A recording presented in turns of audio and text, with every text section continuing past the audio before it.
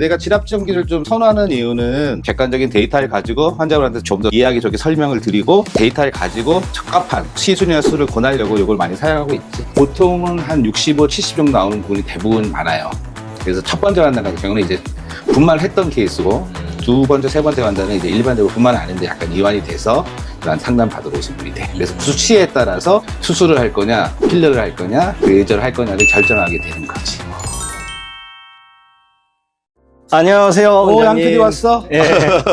이거 저번 동영상 때 이제 지압 측정기에 대해서 잠깐 내가 언급을 했잖아. 오늘 요거 설명드리려고 지압 측정실에 와 있어요. 내가 지압 측정기를 좀 선호하는 이유는 객관적인 데이터를 가지고 환자분한테 좀 더 이해하기 좋게 설명을 드리고 데이터를 가지고 적합한 시순위와 수를 권하려고 이걸 많이 사용하고 있지. 이거는 어떻게 진행되는 거예요? 야, 한번 보자. 그러면 오늘 시작해 볼게요. 어떻게 하는지. 네네. 여기 뭐 일단 사람 이렇게 쓰게 돼 있고요. 제 이름이 그러니까 거기 써야지. 있죠. 뭐. 자세하게 좋은 게, 요 기계는 이제 제왕절개수나 분만수를 설정하게 돼 있어요. 그다음에 뭐 병 같은 거 용무도 체킹을 하게 돼 있으니까 이렇게 저장을 누르면 이렇게 들어가게 돼 있습니다.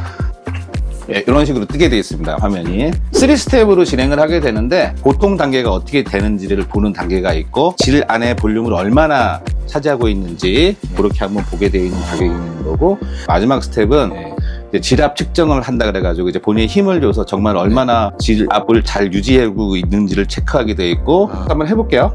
네네. 뭐 이제 이렇게 생겼습니다. 입군 이렇게 생겼고, 당연히 환자분이 오면 이렇게 베드에 누우시는 자세가 될 거고, 다음에 당연히 깨끗해야 되니까 일회용 콘돔을 써야 되는 거고, 다음에 아프지 말아야 되니까 이제 가볍게 젤을 통해서 좀 안 아프도록 이렇게 진행을 합니다. 됐다고 보고 이제 테스트를 한번 해볼게요. 어떤 식으로 나오는지. 첫 번째 단계는 이제 본인 상태가 어떤지를 보는 검사입니다. 현 상태가 어느 정도인지 체크를 해보는 거죠. 한번 힘을 주게 돼 있고, 다음에 10초 동안 힘을 주라는 구간을 설정해 가서 이제 힘 주세요 말을 하게 돼요. 이렇게 하시면 한 30초 동안 스텝 1이 진행이 됩니다. 저장을 하게 되면 이제 스텝 2로 넘어가게 돼요. 이제 질 용적을 측정하는 단계가 됩니다. 편안하게 계시다고 한 다음에 이렇게 부풀러 오게 되죠. 많이 부풀면 질이 많이 좀 이완이 된 거고, 적게 부풀면 좀 이완이 덜 된 거라고 판단을 하는 거예요. 이런 식으로 기가 체킹을 하게 돼 있습니다. 보통 3번 체킹을 해요. 객관적인 데이터를 위해서. 자, 이제 세 번째 스텝은 질압 측정을 하는 검사가 되겠는데, 저 일단 최대한으로 풍선을 불려놓고 2번 힘을 주라고 해요. 첫 번째 힘을 줄 때는 최대한 줄 수 있는 만큼 최대한 주세요 얘기를 합니다. 부풀어 오른 상태에서 자, 힘 줘보세요 해서 올라가면 이렇게 데이터가 올라가겠죠. 막 주게 되면.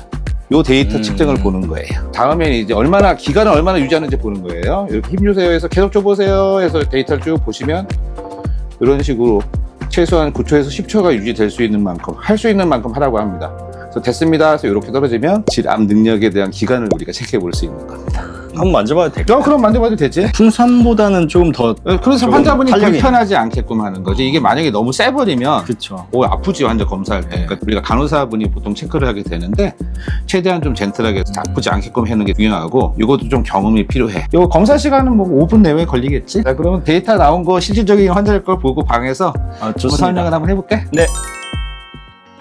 질압 측정기를 하고 왔는데 이게 표 나온 거죠? 아까 이제 측정을 했잖아. 이거는 이제 실질적으로 정말 했던 분들의 데이터거든. 3가지 정도를 얘기를 하면서 좀 설명을 해드리려고 해요. 맨 처음에 우리가 측정한 게 이제 질 용적을 측정을 했잖아. 그래서 스텝 1이죠. 스텝 2지. 그러니까 1은 일반적으로 이 상태가 어느 정도 되는지를 보는 거고, 스텝 2에서 질 용적을 체크해본 거지. 그리고 데이터를 보면 이렇게 밑에 나와요. 이 환자 같은 경우는 84.8이 나왔지. 정상이 한 55 정도 된다고 했으니까 한 30cc 정도가 과용적이 된 거지. 그럼 질이완이 있는 거예요. 다음 환자 같은 경우도 보면은 이 환자는 70.7이 나왔지. 그러니까 아까보다 훨씬 용적이 적죠. 보통은 한 65, 70 정도 나오는 부분이 대부분 많아요.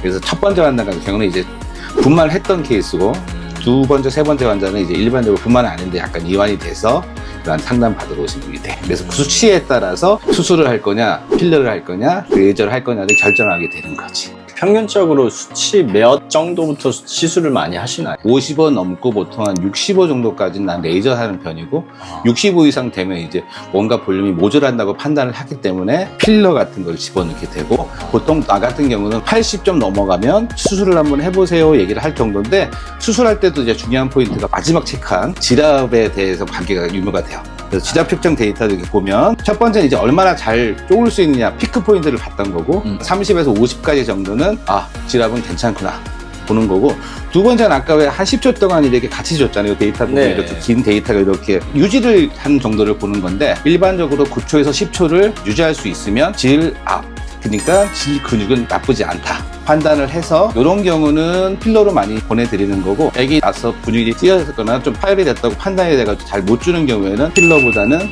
수술적으로 권하게 되지. 그래서 질압 수정이 좀 중요한 것 같아요. 그럼 질압을 계속 유지하지 못하는 사람들은 케겔 운동을 통해서 좀 좋아질 경우도 있나요? 그렇지. 왜냐하면은 아까도 우리가 항상 하는 3대가 있잖아. 첫 번째 비만, 두 번째 출산, 다음에 폐경, 나이.